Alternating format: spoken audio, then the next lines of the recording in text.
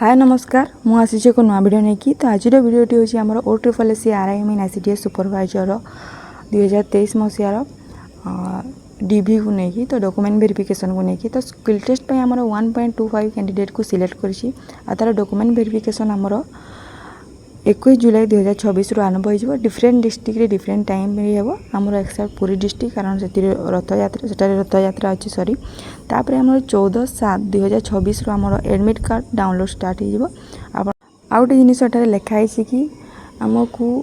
DV attend करने जरूरी कारण जदि आम डीवी अटेंड करवानी ताहले आमको रिजेक्शन फेस करने को पड़ो यहाँ तो समस्त जानते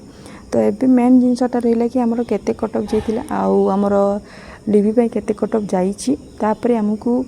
लास्ट सिलेक्शन लिस्ट आसवाई केते मार्क रखा पड़ो तो चलते स्टार्ट करवा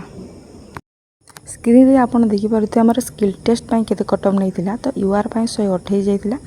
किंतु एबे जेते बेले स्किल टेस्ट सरीला हमर डीबी पई 137 और 137 नहीं छी तापर फीमेल रो 114 थिला 125 नहीं छी एबे डीबी पई तो पाखा पाखी हमर ऑन रिजर्व पई 9 मार्क बढ़ी छी फीमेल रे 11 मार्क बढ़ी छी से पूरे एससीबीसी रे हमर कटअफ थिला 123 आउ डीबी पई नहीं छी 135 तो एतिरे 12 मार्क बढ़ी छी तापर आमर फीमेल मानकर कैटेगरी 111 नहीं थिला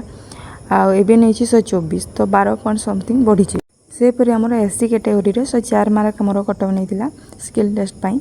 आबे नहीं 119 पाखापाखि 15 मार्क बढ़ी